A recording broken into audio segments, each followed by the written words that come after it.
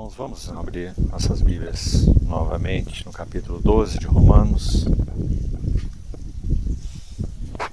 Vamos ler a partir do verso 9. Romanos 12, 9.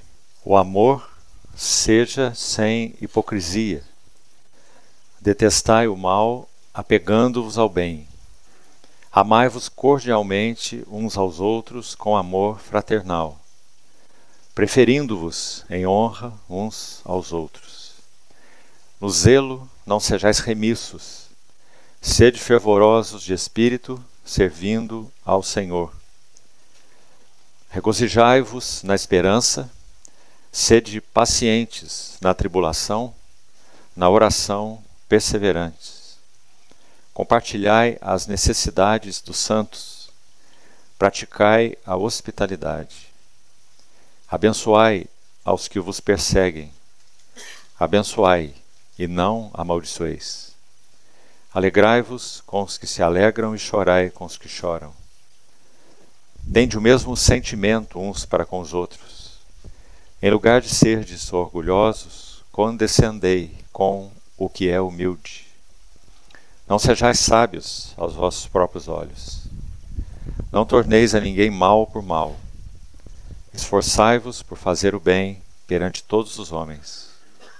Se possível, quando depender de vós, tende paz com todos os homens. Não vos vingueis a vós mesmos, amados, mas dai lugar à ira, porque está escrito: a mim me pertence a vingança, eu retribuirei, diz o Senhor. Pelo contrário, se o teu inimigo tiver fome, dá-lhe de comer. Se tiver sede, dá-lhe de beber. Porque fazendo isto, amontoarás brasas vivas sobre a sua cabeça. Não te deixes vencer do mal, mas vence o mal com o bem. Vamos ter mais uma palavra de oração. Senhor, mais uma vez nós levantamos nossos olhos para Ti, porque todas as nossas fontes e recursos estão em Ti. Por isso depositamos nosso coração, expectativa e confiança no Senhor mesmo, para que o Senhor nos supra nessa manhã. Fale-nos ao coração, aplique Tua palavra a nossas realidades pessoais e também congregacional. Sê conosco, nos dá a Tua presença por meio do Teu falar. Esperamos em Ti, Senhor. Queremos Te ver, queremos Te conhecer mais, queremos entrar nas riquezas da Tua palavra. Por isso, habilita-nos pelo Teu Espírito Santo. O mesmo Espírito que soprou as Escrituras, seja o intérprete dela aos nossos corações. Assim nós oramos, no Teu precioso nome. Amém. Amados irmãos, nós dissemos então ontem que essa última sessão da Epístola aos Romanos, capítulo 12 a 16, também tem uma divisão, digamos, bastante natural. Os dois primeiros versos que já estudamos falam definidamente sobre consagração e o significado dela. Dois pequenos versos, mas tão ricos em conteúdo. Depois nós vimos os versos 3 a 8. Totalmente focados na questão do serviço. A ordem, muito importante. Primeiro consagração, depois serviço. Nunca isso pode ser invertido. Porque se o serviço não for baseado numa vida disposta diante do Senhor, no altar, então o serviço é contaminado. O serviço é espúrio. Meus irmãos, a obra do Senhor, em primeiro lugar, somos nós. Nós somos a obra do Senhor. Se Ele não tem encontrado o caminho em nós para realmente trabalhar a cruz em nossa vida da alma, separando-nos e limpando-nos de tantas coisas que concorrem com o agir do Espírito Santo em nós, que o entristecem, então como nós poderíamos servir ao Senhor? É um serviço espúrio, um serviço inadequado. E, meus irmãos, esse trabalho, ele necessita diariamente ir mais fundo dentro de nós. Uma das orações mais corajosas de toda a Bíblia são aqueles 2 últimos versos do Salmo 139, que diz assim: sonda-me, ó Deus, sonda-me. Não é questão dos que me rodeiam, nem os mais íntimos da minha casa, nem os irmãos, e nem o mundo. Sonda-me e conhece o meu coração. Prova-me e conhece os meus pensamentos. Vê se há em mim algum caminho mau e guia-me pelo caminho eterno. Totalmente pessoal, totalmente íntimo. Então, se não há em nós uma disposição de nos apresentarmos a cada manhã, manhãs renovadas, manhãs em que temos renovadas em nós as misericórdias do Senhor, que são causa de nós não sermos consumidos. Então, se não temos essa disposição, nunca seremos servos melhores. Nunca. Todo o nosso serviço será como uma água que passa por um cano com ferrugem. É impossível que essa água não carregue a ferrugem do cano. Impossível. Então, o trabalho de renovação de nossos corações, mentes, íntimo, motivações, tudo que há dentro de nós, nas entranhas, ele precisa receber a ação do Espírito Santo por causa da nossa disposição e da nossa apresentação e reapresentação diárias no altar do Senhor. Nunca podemos deixar essa posição. Lembre-se, irmão, quando um sacrifício era colocado no altar, isso significa consagração. Já estudamos os primeiros versos. Mas vamos pensar um pouquinho sobre isso rapidamente. Nós vimos que aquele primeiro ato era impor as mãos na cabeça do animal, identificando-se com o que ocorreu com ele. Ele está me tipificando, ele está me representando. Por isso a mão era posta na cabeça do animal. Ele não está abençoando o animal, ele não está ungindo o animal, ele está se identificando com o animal. Então, próximo passo, depois da imposição de mãos, a degola. Então o animal era imolado, parte do sangue era recolhido, dependendo do sacrifício que era realizado, e aí o corpo ia para o altar. O animal era degolado e o corpo ia para o altar. Apresenteis os vossos corpos como um sacrifício vivo, santo e agradável a Deus. O próximo ato, depois de degolado o animal, esse sacerdote com aquela adaga na mão, que é a figura de Hebreus 4, nunca se esqueça. A palavra de Deus é viva e eficaz, mais cortante que uma adaga. A palavra lá não é espada, usada na guerra. Em Efésios 6 é a espada do Espírito, a palavra de Deus. Mas em Hebreus 4:12 não.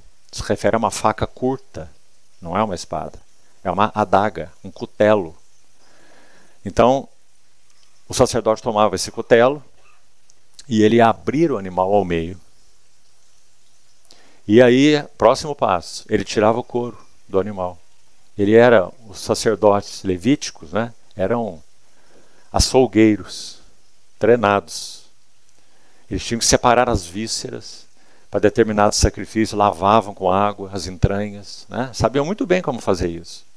Então ele usava aquela faca habilmente e esfolava, como se chama, ou arrancava o couro do animal. Pense sobre isso espiritualmente. O que o Senhor deseja fazer com aqueles que se apresentam no seu altar em consagração? A maior obra de amor do universo. Que é o quê? Abrir-nos ao meio, tirar a capa. Por que estamos falando sobre isso? Olha o verso 9. O amor seja sem... A palavra para hipocrisia aí fala de um ator, o Hopócrates. É a palavra grega para ator. Aqueles que subiam no palco representavam um papel. Não tinha uma conotação negativa naquele tempo, certo? É como nós usamos a palavra atores hoje. Então os atores eram os hipócritas, porque eles representavam um papel que não era o deles, era de alguém que eles estavam encenando. Não é assim? Então, voltando ao sacrifício. Quando o couro era retirado, então o animal está nu. O que Hebreus 4:12 diz? Vamos continuar? A palavra de Deus é viva e eficaz, mais cortante que uma adaga, um cutelo de 2 gumes, penetra até dividir alma e espírito, onde ninguém penetra, filosofia, psicologia nenhuma penetra. Dividir alma e espírito, juntas e medulas, e é apta para discernir, julgar, separar. É o que o sacerdote fazia com as entranhas do animal.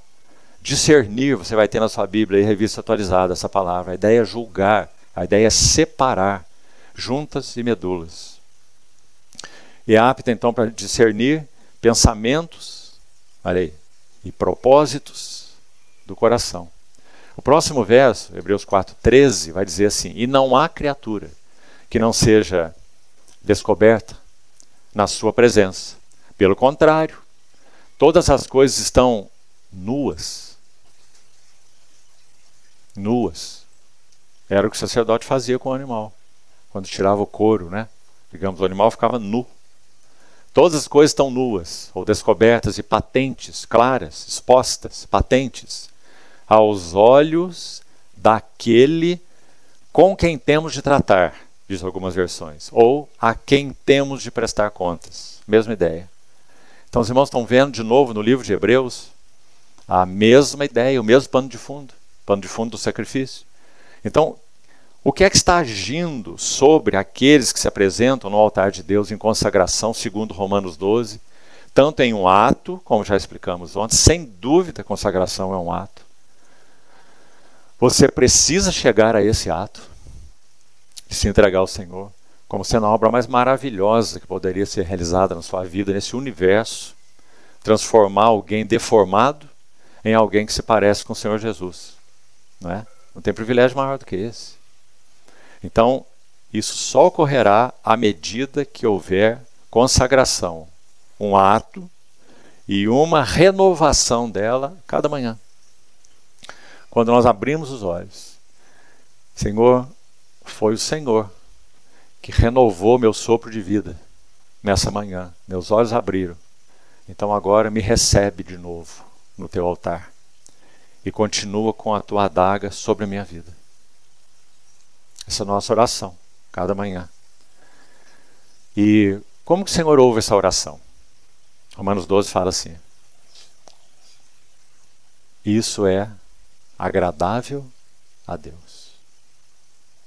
Apresentei os vossos corpos como um sacrifício vivo, santo e agradável a Deus, que é o vosso serviço espiritual, serviço lógico. Todas essas ideias estão lá no culto racional. Então, irmãos, pensando de novo juntos, há um privilégio maior do que esse? Ou nós queremos continuar deformados, com aquelas questões interiores que nunca se resolvem? Dia após dia, mesma coisa, produzindo os mesmos efeitos, não é? Nos causando mal, nos angustiando, nos torturando, porque nós somos habitados pelo Espírito Santo, então percebendo que aquelas coisas ofendem o Senhor e também nos maculam interiormente, ficamos tristes, confusos, não é? Não precisa ser assim. Se nós renovarmos nossa consagração a cada manhã, porque esse é o desejo de Deus, e o Espírito Santo habita em nós para isso. Em todo o tempo, em outras palavras, ou de muitas palavras, e de muitas maneiras diferentes, o Espírito Santo está dizendo a mesma coisa para nós. Ele está dizendo, não saia daqui, não. Eu não tenho nenhuma vergonha do que você é. Quem tem vergonha do que você é você. Eu não tenho vergonha do que você é. Onde está escrito isso na Bíblia? Hebreus. Deus não se envergonha de chamar irmãos. E o Senhor Jesus também se refere a ele no capítulo 2 e a Deus no capítulo 10. Ambos, nem o Senhor Jesus, nem Deus o Pai. Hebreus capítulo 11, 2 e 11. Nem Deus o Pai se envergonha dos seus, nem o Senhor Jesus se envergonha dos seus. O Pai não se envergonha dos seus filhos, o Filho não se envergonha dos seus irmãos. Então, meus irmãos, é nesse panorama que nós estamos. Os irmãos percebem que quando, digamos, nós corremos, fugimos, tentamos nos esconder, mascarar, arrumar um jeitinho, ludibriar, não é? Nós estamos fazendo isso conosco mesmos, é claro. Porque nosso Senhor, como já falamos, Ele não se envergonha de nós, Ele conhece tudo sobre nós, muito melhor do que nós. Ele conhece cada manchazinha que está lá, que ainda precisa ser atingida, retirada do nosso ser interior, melhor que nós. Ele conhece totalmente. Então não precisamos brincar de esconde-esconde com Deus, né? Então, graças ao Senhor, nós temos esse privilégio, o mundo não tem. Então nós precisamos dar uma resposta, não é verdade? Uma resposta ao Senhor, dizendo: Senhor, eu quero. Como aquele pai que tinha um filho endemoniado, quando os discípulos desceram, os 3 desceram do Monte da Transfiguração, vocês se lembram? Os 9 que ficaram no sopé do monte não sabiam o que fazer com aquele indivíduo. Ele estava possesso de uma casta de demônios, não é isso? E os discípulos não deram conta daquilo, já deram conta de outros. Os discípulos expulsaram muitos demônios. Eles foram enviados pelo Senhor para isso. Já tinham muita experiência nisso. Muita. Mas naquele caso, não puderam fazer nada. Aí o Senhor desce do monte com os 3. O pai está desesperado. E os 9 estão assim olhando um para o outro, né? Porque não puderam fazer nada com esse jovenzinho. Então o jovem vai desesperado até o Senhor. Diz: Senhor, me ajuda, socorre meu filho. Então o Senhor diz assim: tudo é possível que crê. E o pai diz o que para o Senhor? Eu creio.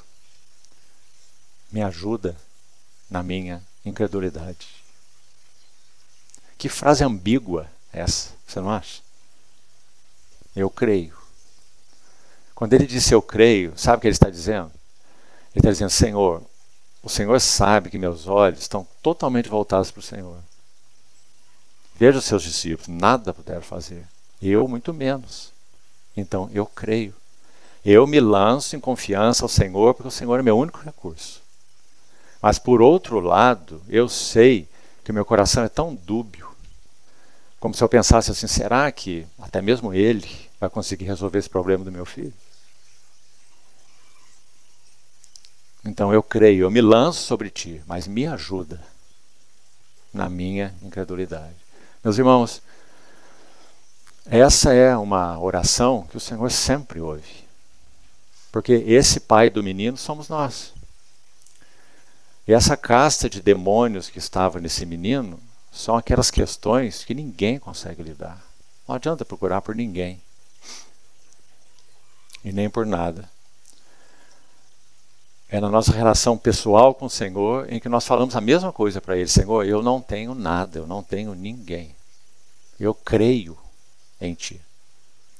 Mas me ajuda na minha dubiedade, na minha fragilidade, na minha fraqueza. Quem sabe nesse meu coração que crê, mas crê com hesitação. Crê, mas crê com reservas. Não é assim? Irmãos, quanta facilidade nós sentimos quando nós lidamos, por exemplo, com uma pessoa, uma dificuldade, e nós percebemos honestidade. Quanta facilidade nós sentimos. Pense você. Mas quando nós lidamos com uma pessoa que realmente ela está necessitada, ela carece, mas ela não tem honestidade. Ela julga mais os outros do que a ela mesma. O problema é mais o que o outro está causando para ele do que ele próprio. Não é? Então é tão difícil. Porque não há uma honestidade pessoal de ver-se diante da situação mais difícil que seja. É claro que outros têm problemas. Nós temos esposos e filhos perfeitos? Ninguém tem. Claro que os outros têm problemas. Não é? Mas honestidade significa: eu vou lidar comigo mesmo, à luz do Senhor, abertamente. Eu vou me julgar, independente do que o outro me faz ou me causa. Não é? Então esse pai teve uma absoluta honestidade. E veja o que o Senhor fez, não foi? Então o Senhor nos ajude nisso, irmãos, a darmos esse passo mais, para que essa consagração seja efetiva, no sentido de então gerar resultados em nós, porque é uma consagração sincera, é uma consagração honesta. Nós estamos dizendo: Senhor, foi o Senhor que me comprou e me achou onde eu estava. Agora, a atitude mais lógica, mais racional, mais sensata, mais prudente da minha vida é me apresentar ao Senhor e continuar aqui. Porque o Senhor sabe tudo o que existe nesse corpo que está aqui no altar. Então não retenha a tua adaga, tira o couro, expõe as entranhas, os outros passos, né? Onde nós estávamos. Lava com água. Você se lembra como era o ritual? O que Efésios 5 fala? Que o Senhor amou a igreja, se entregou por ela, para que a santificasse, olha aí, por meio da lavagem de água pela palavra. Para apresentá-la a si mesmo uma igreja gloriosa, porque antes era um povo deformado. Agora, uma igreja gloriosa, sem mácula, nem ruga, nem coisa semelhante, porém santa e sem defeito. Que coisa mais linda, meus irmãos. E por que ele faz isso? Porque ninguém odeia sua própria carne. Que expressão mais tremenda. Paulo, obviamente, está se referindo a Cristo e à igreja, não é? Figurado pelo relacionamento conjugal. Tudo isso que estamos dizendo se aplica ao relacionamento conjugal, claro. Então ele diz, ninguém odeia sua própria carne, antes a alimenta e dela cuida, assim como Cristo faz com a sua igreja. Porque somos membros do seu corpo. Já lemos aí em Romanos também isso, né? Porque somos membros do seu corpo. Alguns manuscritos antigos acrescentam algo aí nesse versículo a mais. Não está em todas as Bíblias, porque não está em todos os manuscritos. Então eles acrescentam, alguns deles, somos membros do seu corpo, vírgula, da sua carne e dos seus ossos. Porque o nosso Senhor Jesus verteu seu precioso sangue para a redenção aqui na terra, e quando ele ressuscitou, esse corpo não tem sangue mais. Porque o sangue se refere à vida humana. Mas esse corpo tem carne e ossos. É um corpo espiritual. 1 Coríntios 15. Se há corpo natural, também há corpo espiritual. E nosso Senhor tem um corpo espiritual. Tangível. Ele disse, toquem nas minhas mãos, toquem no meu lado, sou eu. Não é? Mas é um corpo metafísico. Um corpo que não tem sangue. Né? Mas é corpo real. Pessoal. Glorioso. E esse corpo ele tem para sempre. É neste corpo que ele voltará. E que nós o veremos por toda a eternidade. Então, meus irmãos, é nessa imagem que o Espírito Santo quer nos transformar. Veio habitar em nós para isso. Até que nós também tenhamos um corpo glorificado como o dele. O qual transformará o nosso corpo de humilhação para ser igual ao corpo da sua glória. Filipenses 3, 21. E o versículo termina assim, segundo o poder que ele tem. Olha aí, poder que ele tem. De penetrar lá onde ninguém penetra. O poder que ele tem de até mesmo subordinar a si, a ele, todas as coisas. Subordinar tudo que está dentro de nós, que nos subordina. Temperamento, gênio, intempestividades, um falar duro, orgulho, presunção, prepotência, insubmissão, rebeldia, vingança. O poder que ele tem de subordinar a si todas as coisas. Que coisa linda, não é? Na mão de quem nós estamos, irmãos? No altar de quem nós estamos depositados? Qual seria a outra chance para nós, se não essa? Graças a Deus. Porque realmente esse caminho foi aberto para nós. E é aí que nós precisamos permanecer. Então é aí que Romanos 12 começa. Sem consagração, que inclui tudo que já falamos, o serviço é contaminado. Agora, depois do serviço, o que nós temos? Relacionamentos. Que ordem bonita, né? Quanto mais a consagração se torna real e profunda, mais o serviço é puro. Quanto mais a consagração é real e o serviço é puro, mais os relacionamentos são puros. Claro, não é? Então ele vai atingir todos esses níveis. Então sim, esse amor será sem hipocrisia. Por que nós cultivaríamos hipocrisia? Por quê? O que nós estamos querendo uns com os outros? Manter as máscarazinhas uns com os outros, aparentar o que não somos, não é? Se temos verdadeira consagração, se conhecemos esse que segura a adaga e que realiza esse trabalho tão profundo, né? E trabalho de mestre, hábil, cirurgião nas nossas vidas, então por que quereríamos conservar capas de hipocrisia? Tentando provar que somos mais do que o outro, provar que conhecemos, que sabemos, que temos, que somos, né? Não tem sentido. O amor seja sem hipocrisia, sem máscara, sem representação, sem aparentar o que não é, como já explicamos, né? Atores. Detestai o mal, apegando-os ao bem. Como detestar o mal sem consagração?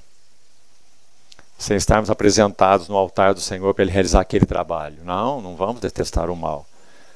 Nós vamos ficar ali na fronteira. Chegando assim pertinho do mal para tentar obter um gostinho, mas opa, aqui não posso ir muito além não. Tem que puxar o freio aqui.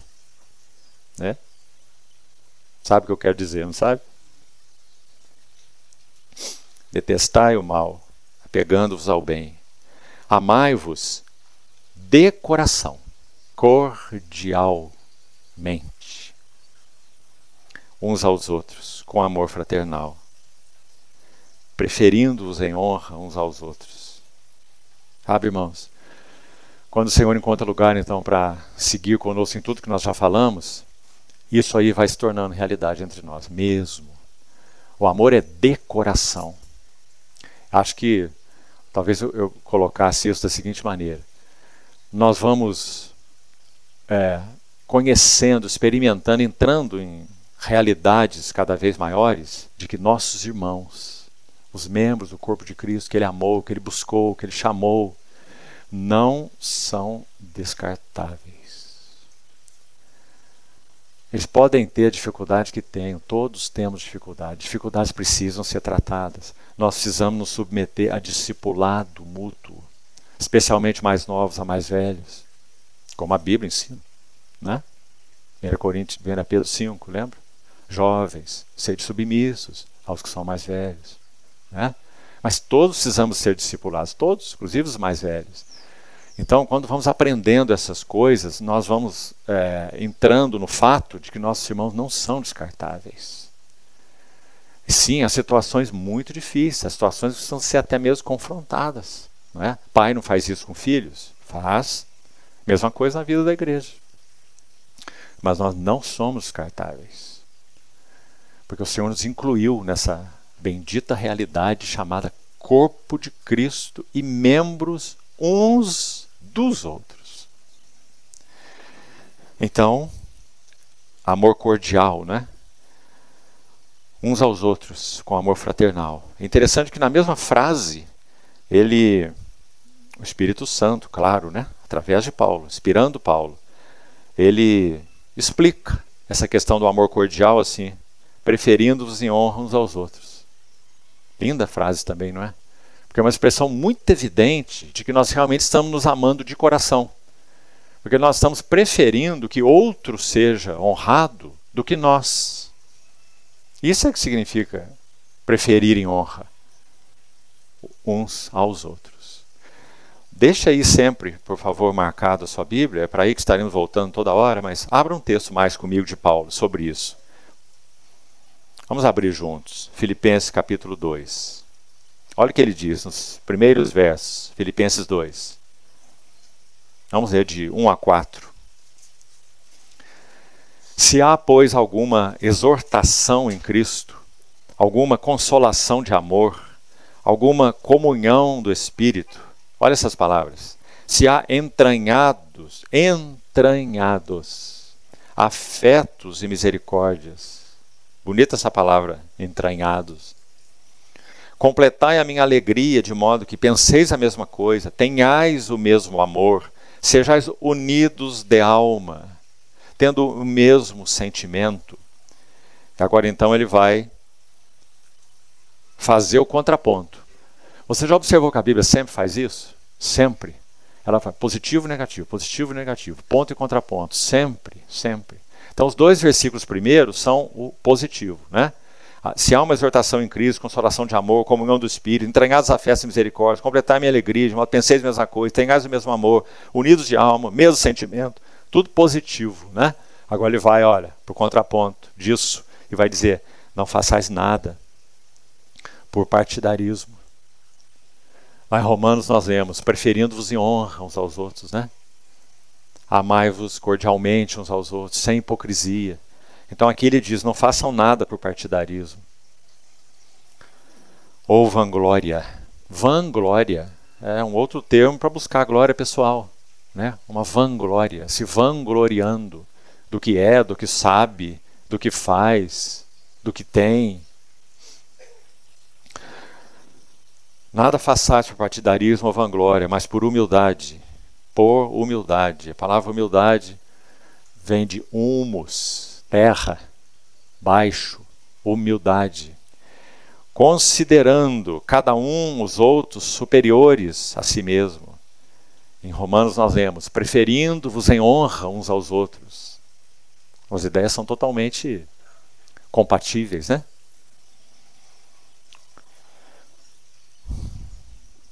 Verso 4.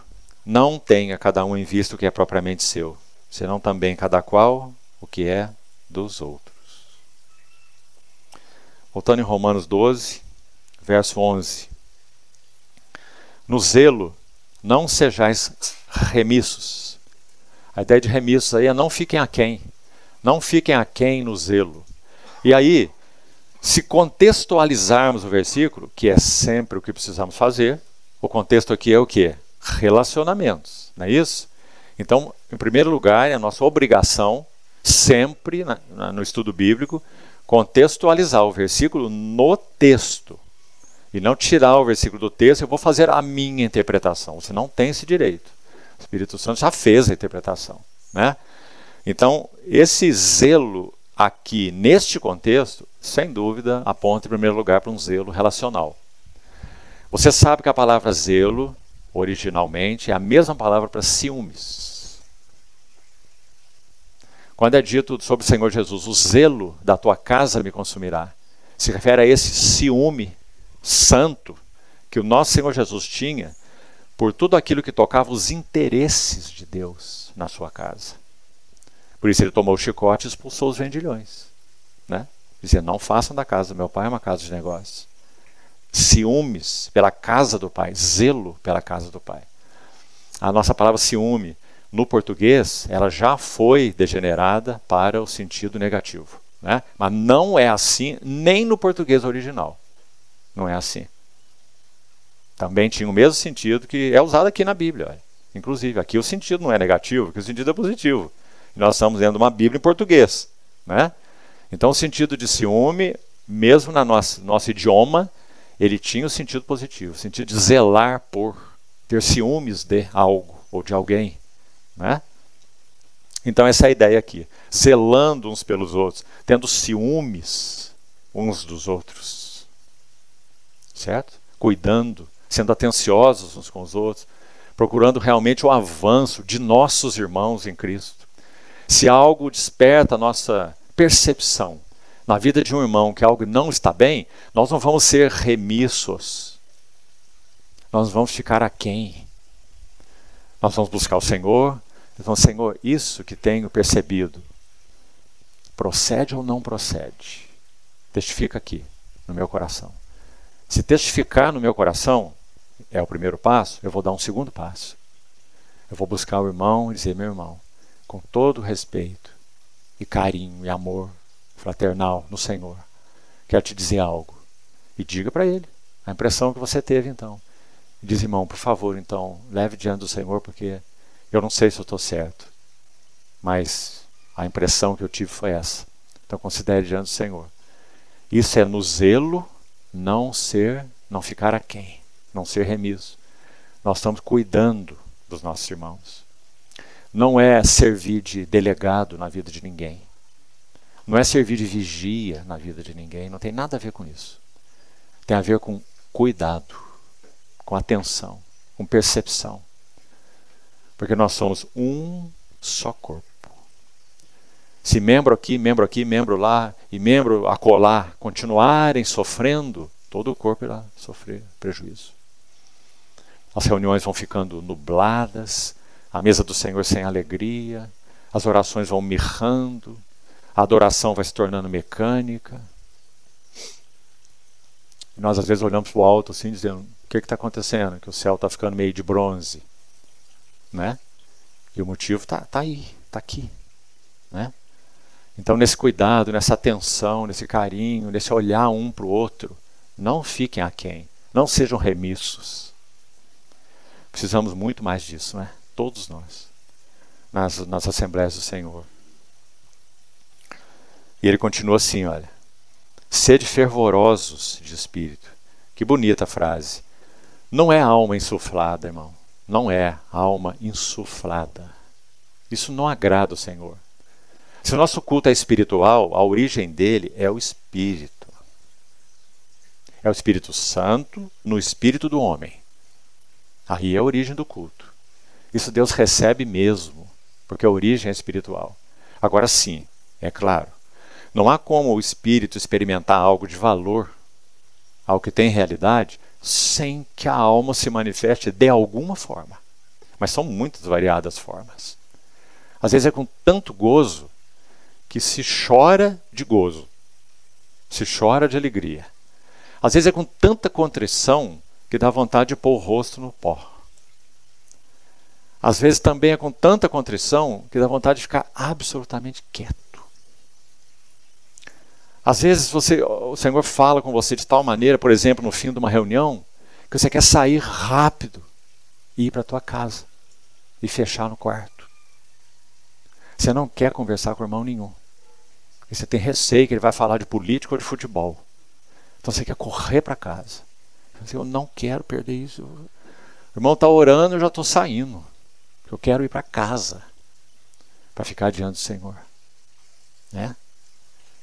Então, são muitas variadas as expressões da alma quando o Senhor nos toca. Então, sabe qual é o perigo? É tentar ser animador de auditório. Ah, por que será que não há essa expressão? Por que será que não há aquela expressão? Por que será? Ora, meu irmão, isso não tem sentido nenhum diante do Senhor. O que nós devíamos preocupar é, nós estamos vendo Cristo, estamos ganhando mais realidade espiritual. A palavra do Senhor tem penetrado e rasgado o nosso coração. Se tem, não precisamos preocupar com nada. Nós vamos ter irmão de joelho, nós vamos ter irmão chorando, nós vamos ter irmão aplaudindo, nós vamos ter irmão quieto, nós vamos ter irmão rendendo ações de graça ao Senhor.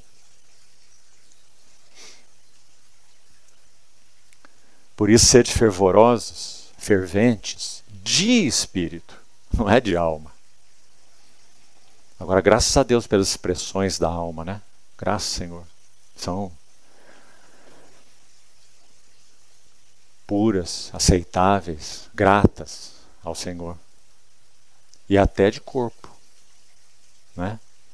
Por que quando o Senhor nos fala e a palavra do Senhor nos constrange lá no nosso espírito, por que nós fazemos assim? Por quê? Parece que é uma posição fetal, né? Parece que é como que voltar para dentro do útero materno. Não é isso? Contrição. Não é assim? Todo mundo faz assim. Perceba. E o Senhor sabe, o Senhor nos conhece. Ele sabe que nós estamos sendo tocados, atingidos, né? Então, meus irmãos, fervor real, ele inicia no Espírito. E nosso culto é um culto espiritual. Deus é adorado em espírito e em realidade. Mas graças ao Senhor por tantas expressões que nós temos bonitas, né? De adoração. Bonitas aos olhos do Senhor, né? Graças a Deus por isso. Multiforme expressão. Sede fervorosos de espírito. Olha o servindo aí. A palavra aqui não é derivada da diaconia. que é a palavra mais geral para serviço, né? Sabe qual é a palavra aqui? É a derivada de doulos. E doulos na Bíblia, no grego, significa escravo. Sede fervorosos de espírito, servindo como escravos ao Senhor. Porque nós somos escravos por amor, não é? 2 Coríntios 5,14. O amor de Cristo nos constrange. Constrange, põe cadeias e leva amarrado. Amor. O amor de Cristo nos amarra. Quando nós julgamos assim, ele morreu por todos. Logo todos morreram e morreu por todos para que os que vivem não vivam mais para si mesmos. Regozijai-vos na esperança. Uma frasezinha só, né? Todas aí estão entre vírgulas, né? O texto é comprido, cada frase entre vírgulas, cada períodozinho, né? Regozijai-vos na esperança. Graças ao Senhor. Todo aquele que tem nele essa esperança, a si mesmo se purifica, né? Nós regozijamos na esperança. Qual é a nossa esperança? Seremos semelhantes a Ele, porque haveremos de vê-lo como Ele é. Quando Paulo fala sobre essa esperança em 1 Tessalonicenses 4, arrebatados para o encontro com o Senhor nos ares, então estaremos para sempre com o Senhor. Depois de descrever isso, ele termina aquele contexto assim, olha, consolai-vos uns aos outros com essas palavras. Que palavras? Da nossa esperança, de que nós seremos arrebatados para o encontro com o Senhor nos ares. Então estão sofrendo, estão com dificuldades, o caminho está pesado, as pedras estão grandes no caminho. Regozijai-vos na esperança. Por isso, olha a próxima, sede pacientes na tribulação. Está vendo? Tribulação diretamente relacionada aí com o regozijar na esperança. O que o Espírito Santo está nos dizendo é: cuide-se para você não ter os seus olhos nas circunstâncias. Então, na tribulação, tenha paciência e regozije-se na esperança. Graças ao Senhor. Na oração, perseverantes. Outra conexão importante aí. Esperança, tribulação, oração. Olha isso. Compartilhai as necessidades dos santos. Praticai a hospitalidade. Abençoai aos que vos perseguem. Abençoai, não amaldiçoeis. Hospitalidade é um assunto tão caro na Bíblia, irmãos, porque naquele tempo as pessoas tinham, primeiro, poucas hospedarias para os viajantes. Segundo, eram ambientes muito ruins essas hospedarias, tanto no sentido de vícios, bebidas, quanto no sentido de práticas promíscuas, as hospedarias. E os irmãos tinham que viajar. Por isso, nos tempos do Novo Testamento, mais do que nunca, os autores bíblicos nos encorajam os santos à hospitalidade, para que os irmãos não ficassem nessas hospedarias, para que eles fossem recebidos nas casas, uns dos outros. Praticai a hospitalidade, abençoai os que vos perseguem, abençoai e não amaldiçoeis. Alegrai-vos com os que se alegram e chorai com os que choram. Nas palavras de Paulo aos Filipenses tende o mesmo sentimento de uns para com os outros. É o que a Bíblia chama de compaixão. Compadecer, sofrer junto. E também se alegrar junto, né? Olha o verso 16, que precioso. Tende o mesmo sentimento uns para com os outros. Já explicamos isso. Em lugar de serdes orgulhosos, condescendei com o que é humilde. Aqui uma atenção aqui. Quando ele diz condescendei com o que é humilde, não é uma referência a uma pessoa humilde. Sejam, tenham o mesmo sentimento daquela pessoa que é humilde. Não é o que o texto está dizendo, é mais que isso. O texto está dizendo assim, condescendam com tudo aquilo que é humilde. Compreendeu? Condescender com aquilo que é humilde. Exemplo máximo nas Escrituras.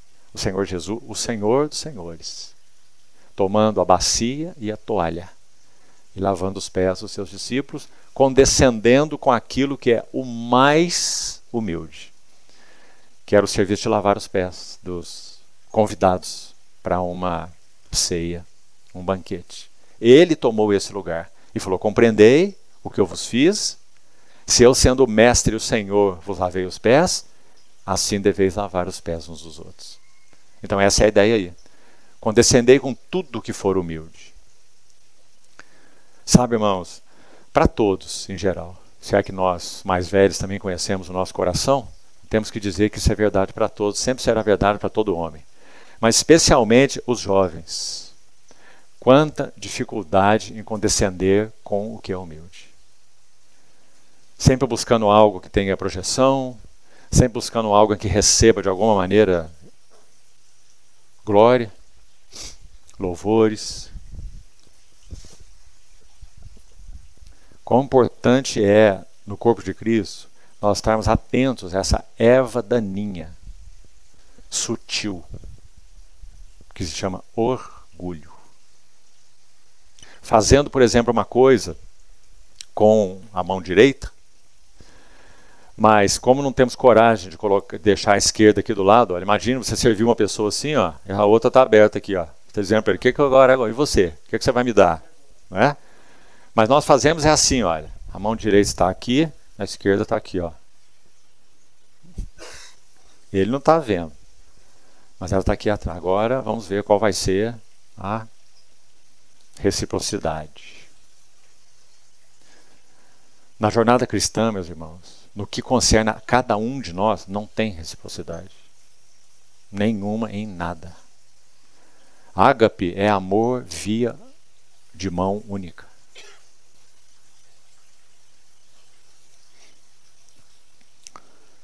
Em lugar de seres orgulhosos, condescendei com aquilo que é humilde. Não sejais sábios aos vossos próprios olhos. Não torneis a ninguém mal por mal. Esforçai-vos por fazer o bem perante todos os homens. Se possível, quando depender de vós, tende paz com todos os homens. Olha a sabedoria da palavra de Deus, meus irmãos. Com essa expressão, se possível. Olha quanta sabedoria, olha quanto conhecimento que Deus tem do homem. Olha, não é?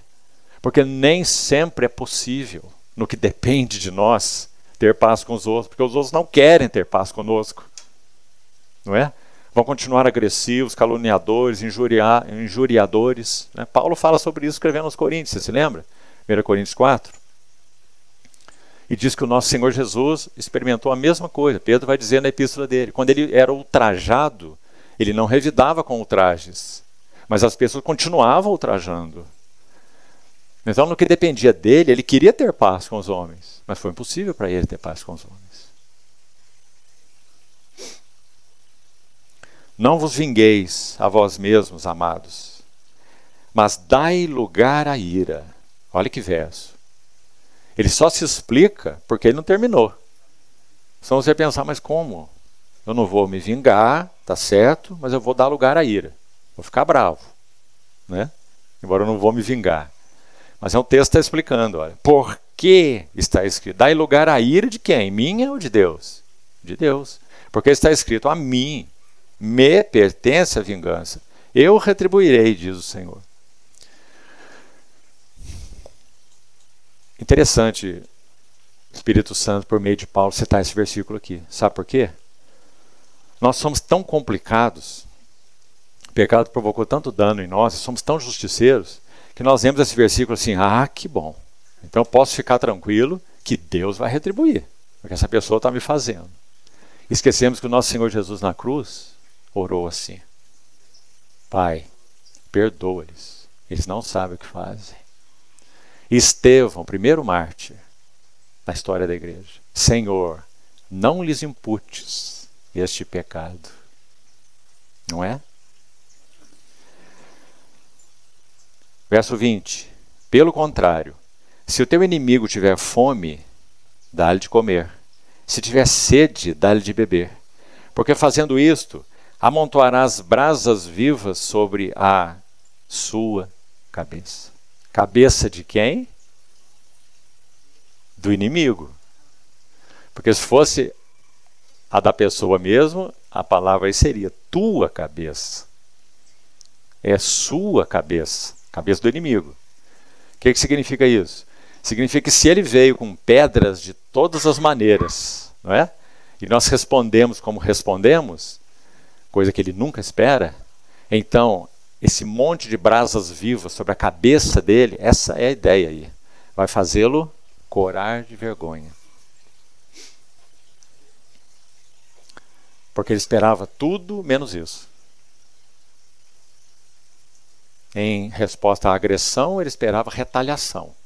Então, em resposta à agressão, ele recebeu acolhimento, perdão. Não te deixes vencer do mal, mas vence o mal com o bem.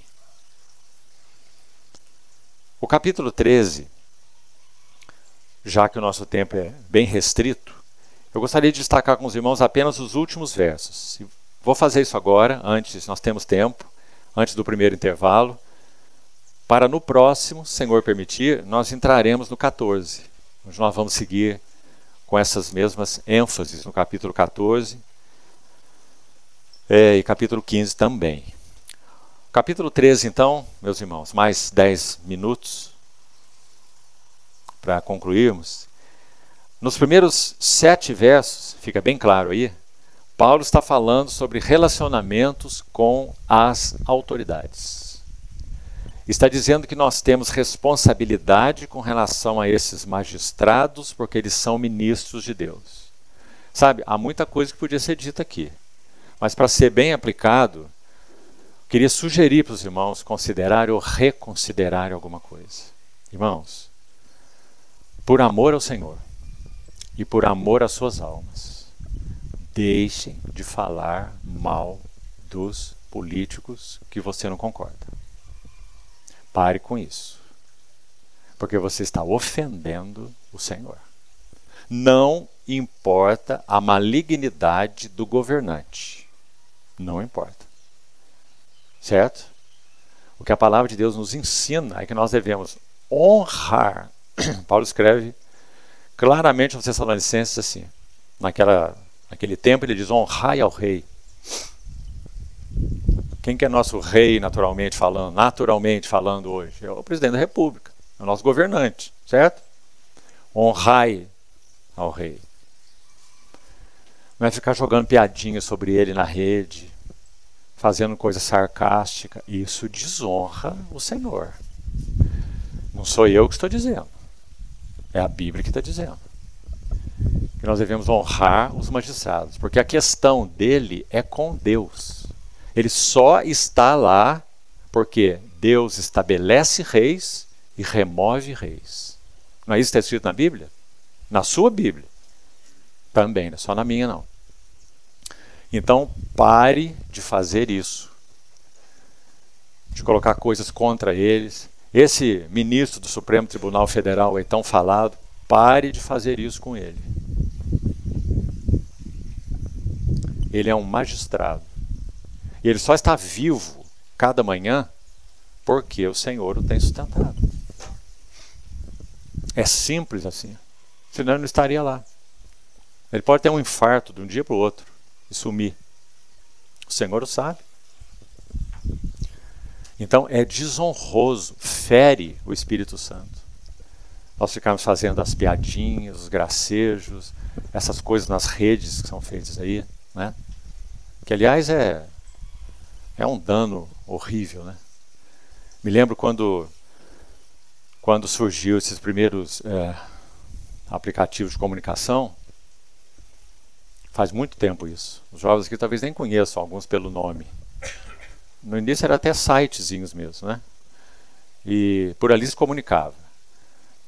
Não tinha essa abrangência que se tem hoje. Por exemplo, um aplicativo de comunicação, que seria um aplicativo, deveria ser um aplicativo para comunicação, WhatsApp, certo? Ele foi degenerado com o tempo, se me recordo bem, ele não surgiu assim, com esse campo chamado status, né? Onde se posta o que você quiser todo dia. Você põe lá os seus versículos, você põe lá xingamento para os políticos, você põe lá a comida que você está comendo, a viagem que você fez. Ou seja, ele se tornou uma rede social. Ele se tornou um Instagram ou um Facebook. Por causa desse status. E ele deveria ser só um instrumento de comunicação. Você ter lá o grupo de irmãos que você quer, esse mesmo usar muito bem, um grupo familiar, né? Se comunicar com os irmãos. Mas olha o que ele se tornou. Se tornou uma rede social. Aí a pessoa fica o dia inteiro lá, olhando os status dos outros. Meus irmãos, por que nós não paramos com isso? Estou dizendo nós de modo bem geral, né? Eu não faço, não. Não vejo o menor sentido nisso. Meu status do WhatsApp meu lá não tem nada, nunca teve nada. E nem vai ter nada. E também não olho o status de ninguém. Aliás, eu não sabia nem fazer isso. Descobri não faz muito tempo que tinha isso lá. Então, meus irmãos, isso é muito ruim. Mas muito ruim. Nós participamos de coisas que não deveríamos participar. Ficamos sabendo de coisas que não deveríamos saber. Nós começamos a entrar na privacidade das pessoas que jogaram a vida delas na rede. Não é? E nós vamos vendo, ele foi lá, ele comeu isso, ele fez isso, ele xingou o outro. Pessoas põem versículos bíblicos para dar indireta para irmão. Ele teve uma dificuldade com algum irmão, então ele põe lá no status, ele ou ela lá vai ver o meu status. Então vou deixar esse versículo aqui para prestar atenção no que eu estou querendo dizer. Você acha que é correto usar a Bíblia assim? Não. É desonesto e ofende o Espírito Santo. Mas isso é feito. E muito.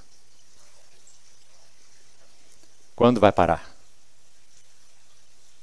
Nós temos que tomar uma atitude, né? Ninguém vai fazer por nós. Então, essa primeira sessão, de 1 a 7, está falando sobre eles, os magistrados, os presidentes, os juízes, os governadores, os prefeitos. E sobre tributos, o dever que nós temos para com o Estado. No verso 8, então, ele vai dizer: a ninguém fiqueis devendo coisa alguma, exceto o amor, com que vos ameis uns aos outros. Pois quem ama ao próximo tem cumprido a lei. Pois isto, não adulterarás, não matarás, não furtarás, não cobiçarás, e se há qualquer outro mandamento, tudo se resume nessa palavra: amarás o teu próximo como a ti mesmo. O amor não pratica o mal contra o próximo, de sorte que o cumprimento da lei é o amor. E digo isto, encerramento desse capítulo 13. Veja que lindo.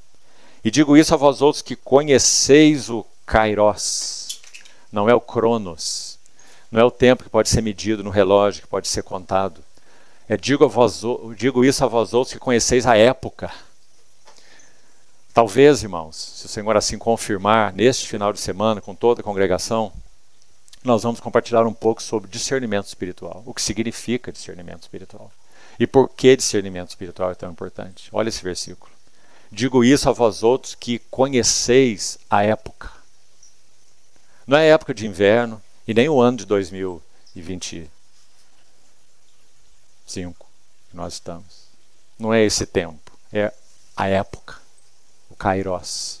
Qual é a época que nós estamos vivendo? Já é hora de vos despertardes do sono. Há um tradutor que busca os textos do original e escreve uma obra muito bonita chamada Carta às Igrejas Novas, J.B. Phillips. E aqui nesta parte do versículo, ele é um erudito, né? Traduziu diretamente da língua grega, ele coloca assim, olha: digo isso a vós outros que conheceis o tempo, já é hora de acordardes para a realidade. Já é hora de acordardes para a realidade. O que o texto está dizendo? Que os homens em si e por si vivem numa bolha, numa ilusão. Então o Espírito Santo exorta os crentes dizendo: acordem para a realidade da época. Já é hora de vos despertares do sono, porque a nossa salvação está agora mais perto do que quando no princípio cremos. Qual é a época, então, que vivemos? Vai alta a noite. Lembrando que isso foi escrito há 2000 anos quase atrás. Vai alta a noite e vem chegando o dia. Deixemos, pois, as obras das trevas e revistamo-nos das armas da luz. Andemos dignamente como em pleno dia, não em orgias e bebedices, não em impudicícias e dissoluções. Esses termos falam de impureza em geral. Impudicícia, dissolução, orgias e bebedices. Não em contendas e ciúmes, mas revestivos do Senhor Jesus e nada disponhais para a carne no tocante às suas concupiscências. Aí que nós vamos terminar. Vamos explicar um pouquinho esse texto. Duas notas aqui rápidas. A primeira, talvez você já tenha ouvido, foi este texto,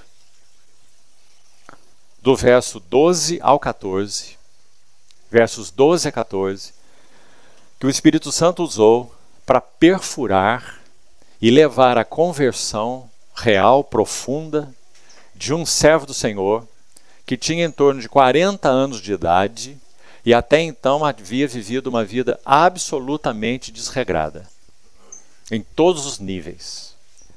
E esse irmão se chama Agostinho de Hipona. Ele estava passando por uma rua e havia um muro aqui.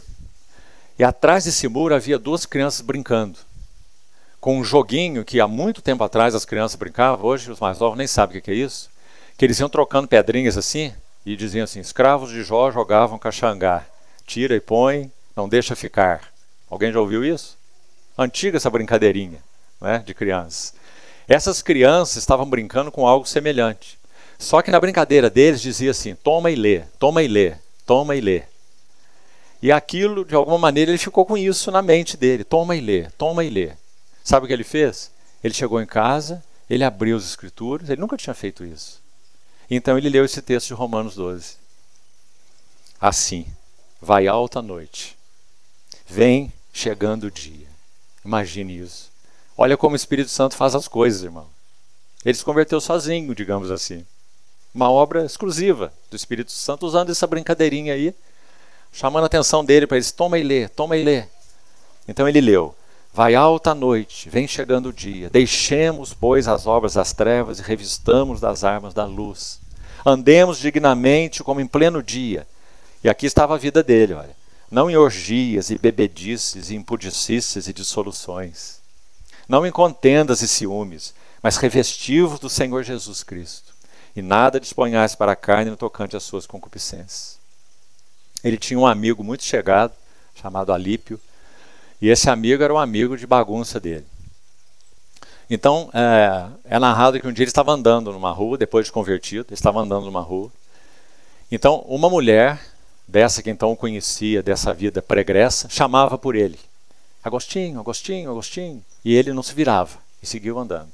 E ela foi atrás dele chamando por ele. E chegou até ele, tocou no seu ombro. Então, quando ela tocou no seu ombro, ele se virou para ela e disse assim, aquele Agostinho que você conheceu está morto.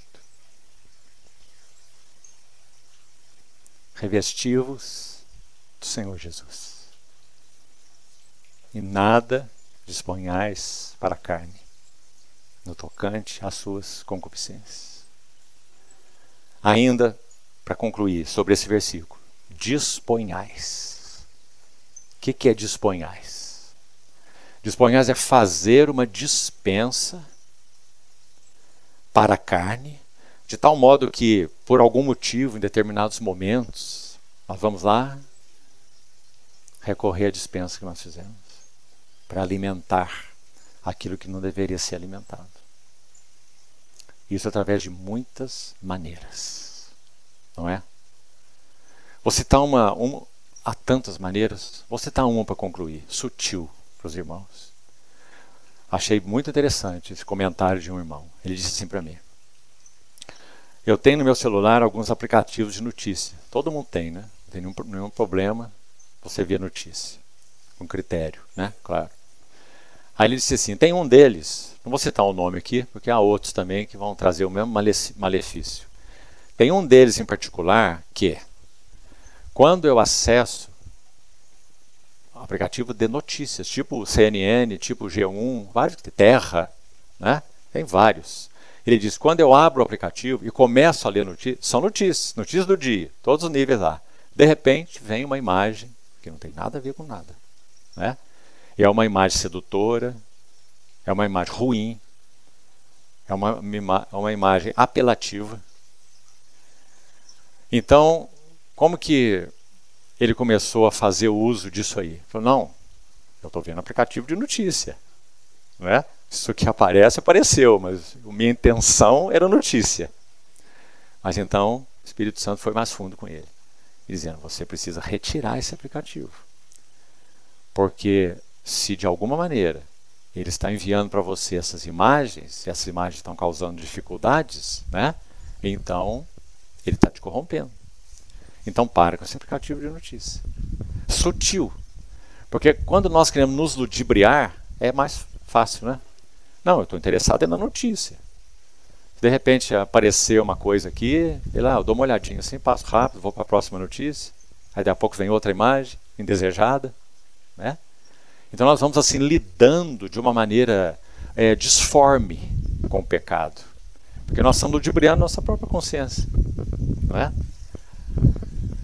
Nosso Senhor Jesus, meus amados irmãos, nos ensinou que o Evangelho tem que ser radical, não é?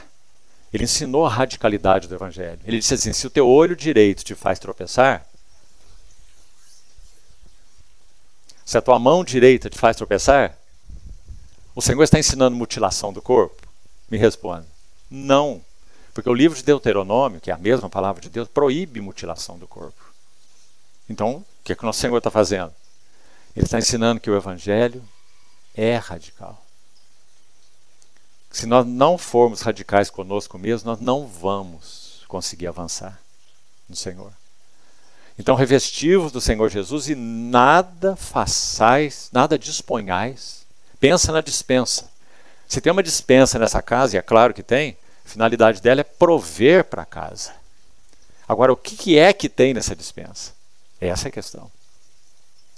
Então, nada disponhais para a carne no tocante às suas cobiças. Então, nós aprendemos a cortar tudo. E pedir ao Senhor que nos ajude. Senhor, há dispensa para a carne na minha vida? A dispensa para a carne no meu celular. O celular é um instrumento bem perigoso, irmãos. Bem perigoso. Eu não tenho liberdade de contar histórias aqui para os irmãos. Nenhuma, claro, nenhuma. Mas tem cada história com celular. Homens fazendo mau uso de celular de tantas maneiras. Escondidos de suas esposas. Levando para ambientes secretos, onde eles podem ficar sozinhos. Para ver o que não deve. Esposas que encontram seus maridos na madrugada fazendo isso. Acorda de madrugada na cama, cadê meu marido? Não sei, vai procurar o marido e está lá, escondido no canto, olhando o que não deve no celular. Maridos cristãos, lares cristãos. O relacionamento marido e mulher sofrendo prejuízos por causa disso. Sabe o que mais acontece? Por causa disso, os filhos. Porque o ambiente espiritual da casa, meus irmãos, é uma realidade espiritual. Precisamos tanto ver isso, queridos irmãos, especialmente os mais jovens aqui, casados. Pense sobre isso. Pense assim, olha, é como um guarda-chuva. Você, marido cristão, é como um guarda-chuva na sua casa. Se o guarda-chuva estiver perfurado, a família vai se molhar. Você vai perceber as crianças sofrendo efeitos da sua corrupção. Inquietas, demonstrando rebeldia, atitudes inadequadas. Não sabemos explicar o que é. O que é espiritual. O lar perdeu a proteção. E meus irmãos, o inimigo de Deus, estejamos claros com relação a isso, porque esse é o ensino da Bíblia. Ele é o adentrador de brechas. Essa é a especialidade dele. Onde ele encontra uma brecha, ele entra. Agora, como que ele entra? Ele entra fisicamente? Não. Ele entra espiritualmente. Por isso Efésios vai dizer, não deis lugar ao diabo. Porque é o que ele faz. É assim. Assim é a batalha espiritual. Então você vê que não tem nada de aí ficar fazendo mapeamento celestial. Você lembra dessas coisas quando acontecer? Vamos fazer um mapa do céu para fazer batalha espiritual. Onde que tem hoste demônio? Vamos orar na porta da cidade. Isso parece uma coisa muito doida, não parece? Porque a batalha espiritual é muito real. Na nossa mente, no uso que fazemos do tempo, naquilo que permitimos entrar em nós. As influências na nossa casa. As crianças. Está cheio de pais aqui de crianças pequenas até 7 anos, 10 anos, não é? Vou terminar aqui te dizendo isso. Crianças respiram a atmosfera do lar, a atmosfera espiritual e emocional do lar. É isso que elas respiram. Elas não têm cognição suficiente para perceber muita coisa, em termos de inteligência. A inteligência delas é emocional e espiritual. O Espírito Santo tem um acesso direto ao coração da criança, escute isso, que ele não encontra no adulto. Ouviu bem o que eu falei? Certa vez o irmão Christian Chen estava dando testemunho de uma filhinha dele. E ela era ainda bem novinha, muito menos de 10 anos. E ela um dia falou para o pai dela assim, pai, eu acho que eu estou entendendo como que é que Jesus fala no nosso coração. Aí ele disse, como que é, minha filha? Ela falou assim, eu sinto uma dor no estômago. Porque o Espírito Santo tem um acesso direto ao espírito humano de nossas crianças. Porque elas não estão misturadas e contaminadas com tanto de pecado que virá posteriormente. Elas são pecaminosas por natureza, mas não estão maculadas com tanto de pecado que virá depois. Então elas têm uma sensibilidade espiritual e emocional muito perspicaz. Então elas respiram essa atmosfera no lar. Ninguém precisa falar que o papai brigou com a mamãe. Você pode ter brigado lá no quarto, quieto. Mas ela sabe que eles não estão bem. Então é assim. E nós somos os principais responsáveis de cuidar disso. Não é verdade? Para que nossos filhinhos possam crescer com saúde espiritual e emocional. Sobretudo. Não é? Então, meus irmãos, olha aí esse final do verso para a gente concluir. Nada revestivos do Senhor Jesus, e nada disponhais para a carne no tocante às suas cobiças. Vamos pedir ao Senhor. Quem sabe podemos ter 5 minutinhos antes do intervalo de oração. Vamos pedir ao Senhor que nos ajude nisso. Vamos nos aquietar um pouco, uns minutinhos. Pedir ao Senhor que continue falando ao nosso coração e orar sobre isso. Para que o Senhor aumente nossa sensibilidade e também que o Senhor aumente a nossa responsabilidade de lidarmos com essas coisas. E nós vamos avançar, irmãos. Nós vamos avançar pessoalmente, nós vamos avançar conjugalmente, vamos avançar familiarmente e vamos avançar coletivamente, para a glória do Senhor. O que o Senhor está fazendo, me parece, posso dizer, eu que sou de fora então, né? E tenho percebido entre os irmãos, né? Nós não nos conhecemos ontem. O que o Senhor está fazendo aqui, me parece, em Santo Antônio do Monte, nesse período, realmente parece distinto. Despertamento espiritual, quantos se achegando, famílias, jovens. Quando os jovens se achegam, isso é um sinal muito precioso de vitalidade, porque jovens, por si mesmos, amam o mundo, os lazeres e prazeres, né? Então, quando os jovens estão sendo atraídos, isso é um sinal significativo de vida pulsando. Mas o que os irmãos vão fazer com essa vida? Para onde isso vai? Então, vamos expor, tanto silenciosamente, né, quanto em oração pública também, claro, expressar aquilo que o Senhor nos levar a fazê-lo.